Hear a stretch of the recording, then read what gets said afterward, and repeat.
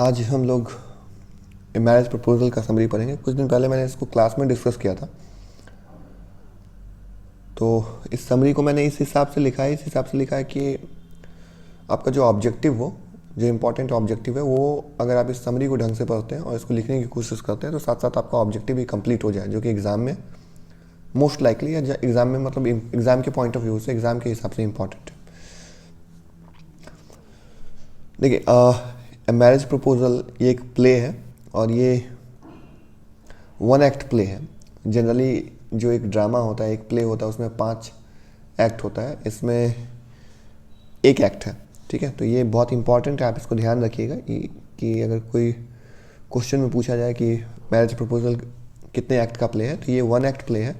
और इसको लिखा किसके द्वारा गया है, तो it has been written by Anton Chekhov, और वो रशिया के ड्रामाटिस्ट थे, रशिया के प्ले राइटर। ठीक है, शॉर्ट स्टोरी राइटर भी थे।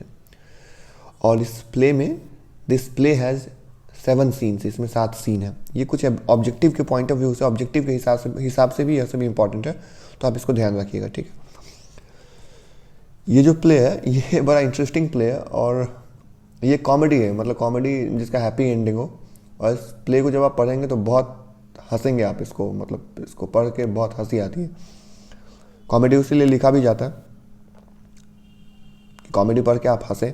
ट्रेजेडी जब आप पढ़ते हैं तो आपको दुख होता है, और आपको पता है कि जो एक ड्रामा है उसका अलग अलग टाइप होता है। ट्रेजेडी होता है, कॉमेडी होता है, ट्रेजी कॉमेडी होता है, फार्स है।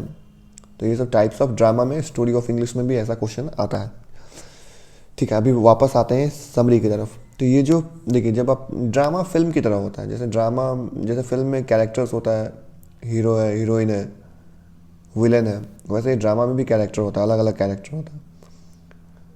चूँकि ये छोटा सा ड्रामा है, वन एक्ट प्ले है, इसमें बस 3 ही कैरेक्टर हैं। तो जो प्रेजेंट कॉमेडी है, जो ये वाला कॉमेडी है जिसके बारे में भी हम लोग बात कर रहे हैं, रिवॉल्व्स अराउंड मतलब होता है चारों तरफ घूमना। ये घूमता है आपके चारों, मतलब ये घूमता है 3 कैरेक्टर के चारों तरफ। नाम भी बड़ा फनी नाम है, रशियन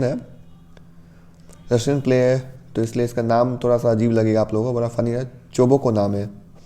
ये एक फार्मर होता है, उसकी एक डॉटर है नेटेलिया, और चोबोको और नेटेलिया का जो नेबर है वो है लोमोव, पड़ोसी है उसका। तो वो ये लाइन तो आपको यहाँ पे ही क्लियर हुआ है। The present comedy revolves around 3 characters, 3 character के इर्द गिर्द घूमता है ये। चोबोको, हिज डॉटर नेटेलिया, एंड लोमोव जो कि उसका नेबर है। आगे है द प्ले स्टार्ट्स। यह जो प्ले है एक्चुअली, देखिए प्ले में शुरू में क्या होता है, लोमोव हाइपोकॉन्ड्रिक है। हाइपोकॉन्ड्रिक एक वर्ड है, आप जब आप प्ले को पढ़ेंगे, बुक से देखेंगे तो स्टार्टिंग में ही लिखा हुआ है। हाइपोकॉन्ड्रिक का मतलब क्या होता है, जो आदमी बीमार ना हो लेकिन उसको लगता रहे हमेशा कुछ ना कुछ उसको प्रॉब्लम है। तो लोमोव का वैसा नेचर है। लोमोव 35 ईयर्स ओल्ड है और वह नेटेलिया शादी करना चाहता है। नेटेलिया 25 ईयर्स ओल्ड, नेटेलिया मतलब 25 साल की है वो। ठीक है, और वो भी फार्मर है। तो लोमोव बहुत अच्छे से ड्रेस होता है, अपने आप मतलब बड़ा स्मार्ट बनता है, और स्मार्ट बन के बहुत हैंडसम बन के और बहुत अपने आप को बहुत अच्छे से ड्रेस करके वो क्या जाता है, नेटेलिया के घर में जाता है। तो वहाँ उसको सबसे पहले चोबो को मिलता है। उसको अब लोमोव का क्या है, वो हिचकिचाता बहुत है, मतलब वो उसको डर लग रहा है उस चोबोको से बात करने में, चोबोको को यह बताने में कि वह शादी करना चाहता है नेटेलिया से।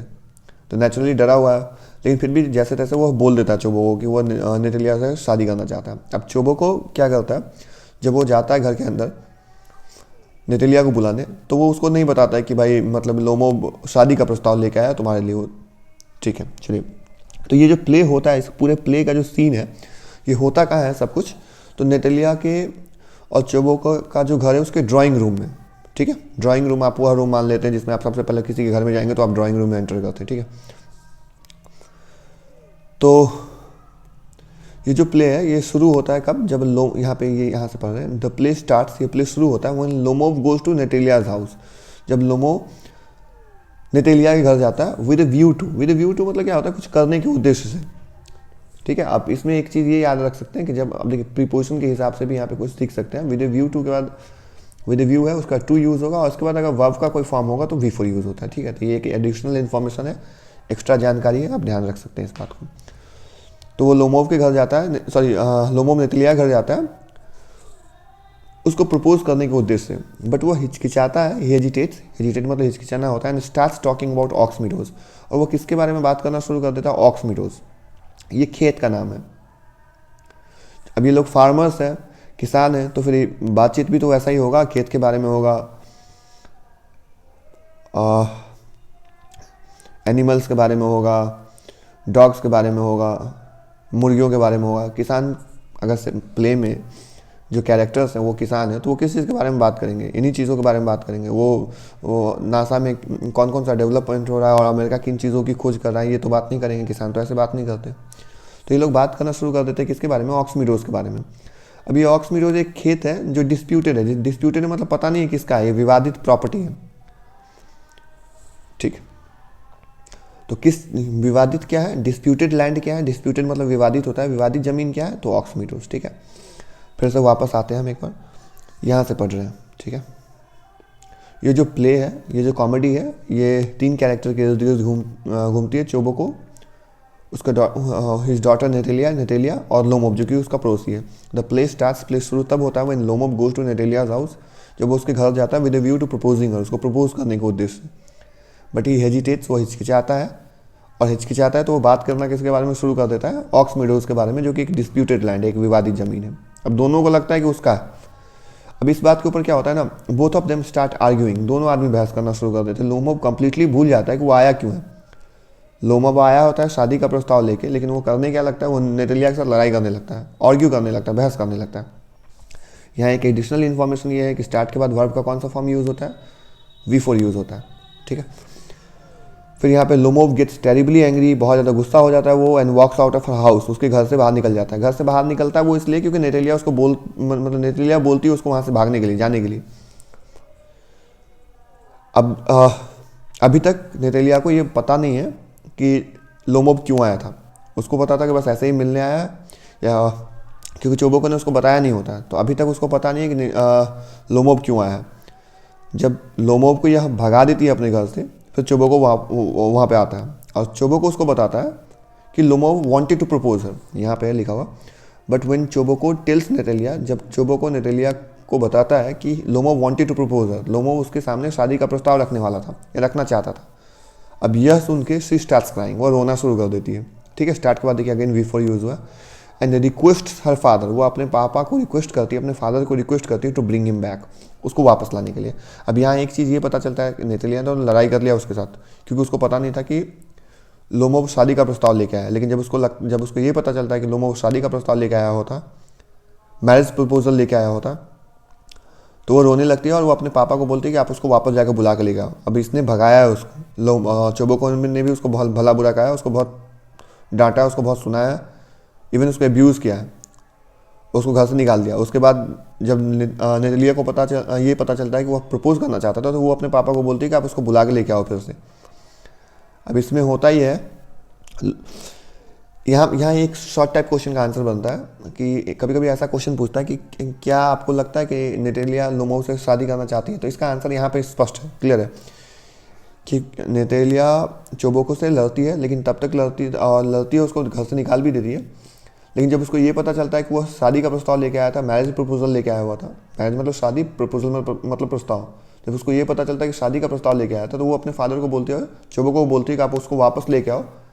इससे ये पता चलता है कि नेटेलिया भी शादी करना चाहती है, किससे, लोमोव से, ठीक है। यहाँ पे यह लिखा भी हुआ है, दिस शोज दैट, इससे पता चलता है कि even Natalia wants to marry Lomov, Natalia किससे शादी करना चाहती है, लोमोव से। अब देखिए जो लोमोव और नेटेलिया जो इसके इन लोगों का जो नेचर है लड़ाई करना, इनके स्वभाव में है लड़ाई करना, छोटी छोटी बातों के ऊपर लड़ते रहना। व्हेन लोमोव कम्स बैक, अब देखिए लोमोव को इतना ज़्यादा ह्यूमिलिएट किया गया है, इतना ज़्यादा उसको भला बुरा बोला गया, उसको एब्यूज़ किया गया, उसको घर से बाहर निकाल दिया गया, फिर भी जब उसको वापस बुलाया जाता है तो वो मतलब वो वापस आ जाता है। व्हेन लोमोव कम्स बैक, जब वापस आता है, दे अगेन स्टार्ट आर्ग्यूइंग, वो फिर से बहस करना शुरू कर देते हैं। इस बार किस बारे में बहस करना शुरू करते हैं वो लोग, डॉग्स के बारे में। अब ये लीप जो है, ये लीप नेटेलिया का कुत्ता होता है, और गेस इसका कुत्ता होता है, मतलब लोमोव का। अब ये लोग फार्मर है, ये लोग शिकार पे जाते हैं, जब शिकार पे जाते हैं तो कुत्ता होता है पास में। तो अभी आप ऐसा मत सोचिए कि ये लोग कुत्ते के बारे में क्यों लड़ने लगते हैं, ठीक है।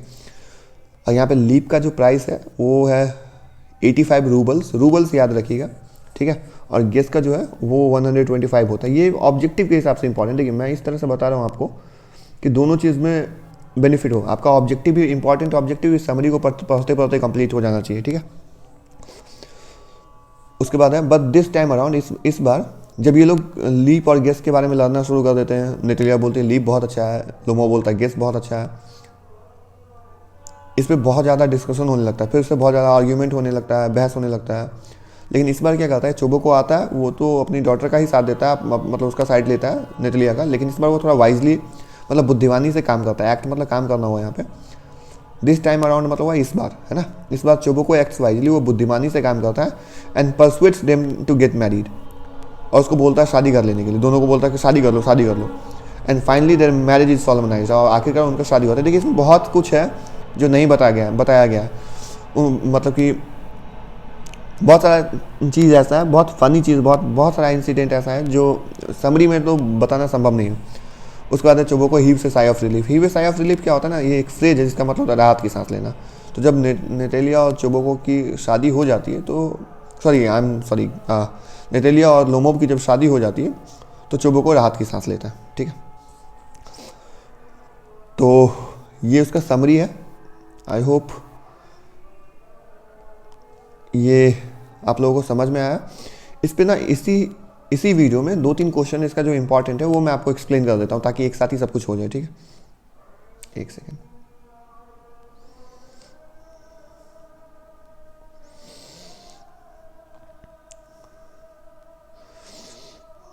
यहाँ पे है are Lomov and Natalia really interested in laying claims to Ox Meadows. मतलब क्या सच में दोनों आदमी को प्रॉपर्टी में इंटरेस्ट है? वो जो खेत है ऑक्समीडोज, क्या वो लोग इसके लिए, खेत के लिए लड़ रहे हैं, इस बात के लिए लड़ रहे हैं कि हाँ ऑक्समीडोज इनका है या उनका है? मतलब इस बात के लिए लड़ाई हो रही है ऑक्समीडोज किसका है, इस बात के लिए कि लड़ने की आदत है उन लोगों की, ठीक है। तो उसका आंसर लिखा हुआ neither Natalia nor Lomov is interested in Ox Meadows. दोनों में से कोई ना ही नेटेलिया ना ही लोमोव को इंटरेस्ट है किसमें, ऑक्समीडोज को। फिर भी ये लोग क्या कर रहे हैं, लड़ रहे हैं।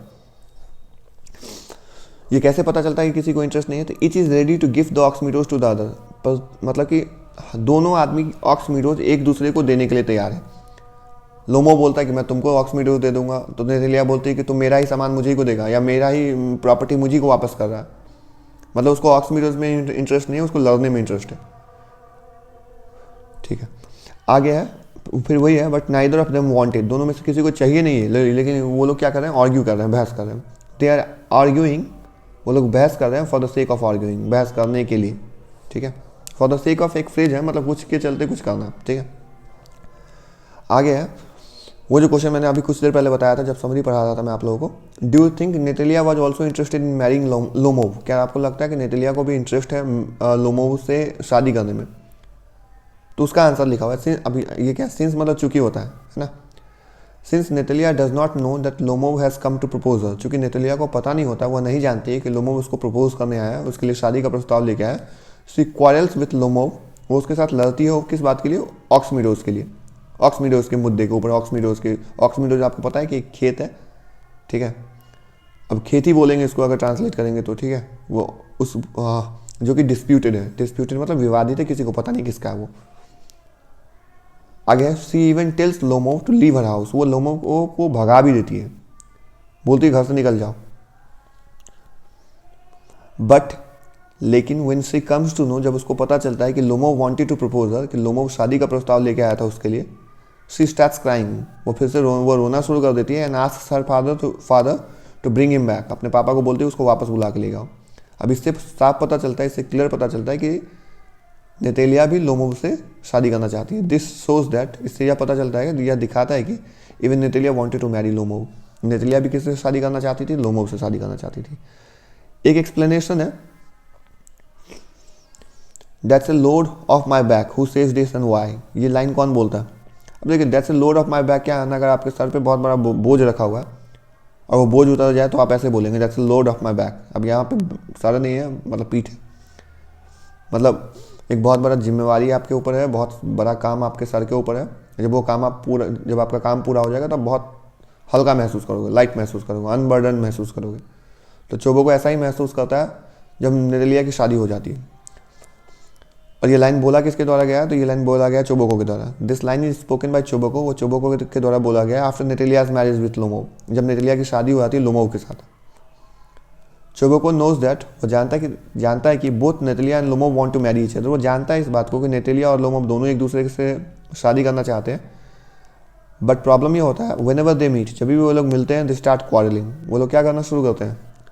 इस स्टार्ट के बाद V4 यूज़ होता है, ये ध्यान रखिएगा आप लोग भी। और सिर्फ ऐसा वर्ड सिर्फ स्टार्ट ही नहीं है, कुछ वर्ड हम यहाँ पे और बोल देते हैं, जैसे कीप है, स्टॉप है, ठीक है, लाइक है, रिग्रेट है। इन वर्ड्स के बाद अगर कभी भी वर्ब आप यूज़ करेंगे तो V4 यूज़ किया जाता है, ठीक है। वर्ब का चौथा फॉर्म यूज़ करते हैं।